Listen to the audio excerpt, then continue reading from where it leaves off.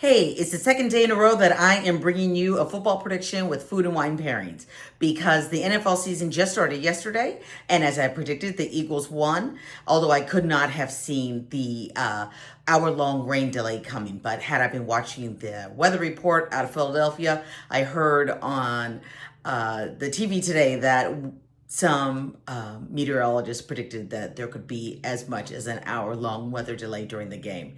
So that guy might be onto something. I'm going to have to find out who he is so we can follow what he's saying. But today's game should probably have the opposite situation. They are playing for the second year in a row in Sao Paulo, Brazil. And the team that is playing tonight is actually the loser from the Super Bowl, which is the Kansas City Chiefs, and they are taking on the LA Chargers.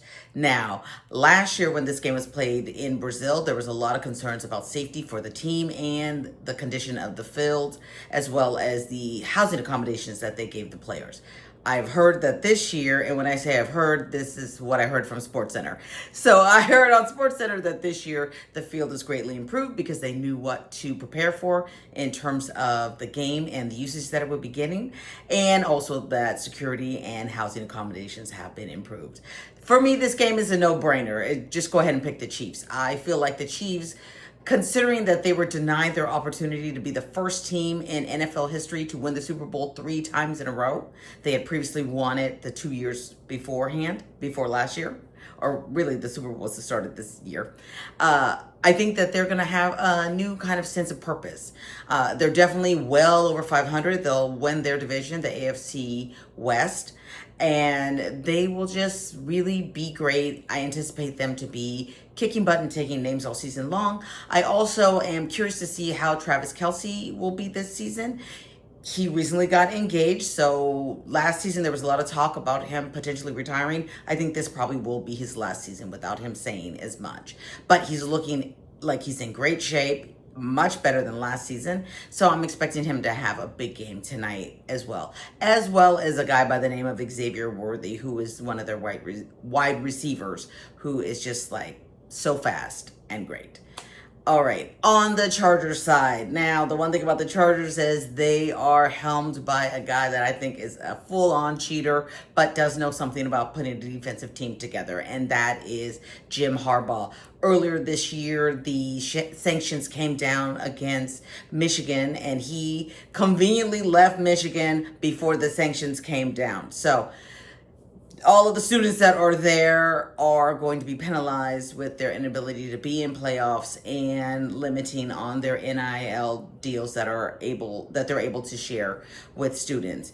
Meanwhile, Harbaugh is not affected at all. So that's kind of trash and I hate it. But let's talk about the wine, because I already told you the Chiefs are going to win. So today I'm going to be having a wine that's local to where I live. It's a super easy drinker. It's a great wine that appears on many lists for beginning wine drinkers, but don't let that discourage you from having it. I am having the 2023 Lanza Pinot Grigio. Now, the thing about Pinot Grigio is that it is a bluish gray colored grape. And you may have heard of Pinot Gris. And I want to let you know right now, Pinot Grigio and Pinot Gris are exactly the same thing. Pinot Grigio is the Italian clone of the Pinot Gris, which is French. Now, this wine was made in the Sassoon Valley in California. So they are using a Californian clone of Pinot Gris. So now we're talking about 2 generations away from the original. The original Pinot Gris, then we have Pinot Grigio. Now we're talking about California Pinot Grigio. So, and this wine, if you take a look in the glass, it is very clear, really light, and it's super light in color because it's light in taste.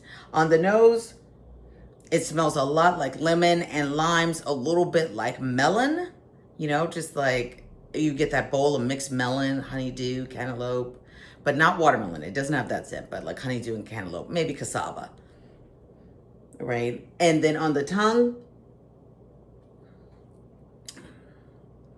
it has a little bit of sweetness right when it starts, but then that dissipates And then you get that lemon, you get lime, and cantaloupe is the melon flavor that is coming through. The other thing is it has a little bit of a long finish. So there's some low level acidity in this. Now I had it right when I first opened it out of the refrigerator. It wasn't great, but it was just too cold. But I let it sit out for like 10 minutes, and as it warmed up, it turned out to be a lot nicer. I'm gonna be pairing it with some smoked chicken wings that I made earlier this week, and I just have a few extra ones lying around, so it's gonna be a great choice. This bottle of wine is a wine that is about $35, which is kind of a little bit pricey for Pinot Grigio. Pinot Grigio is usually closer to 20 bucks, but it is a lot nicer than most Pinot Grigios. All right, let's recap it because we got to get ready for that game. Go ahead and take the Chiefs tonight. They got kind of a bum deal, only being a 3-point favorite, but I think they'll be able to win by more than 3 points. And if you want to spend a little bit more on a Pinot Grigio, that's pretty nice. Get the Lanza 2023 Pinot Grigio out of Sassoon Valley. Cheers.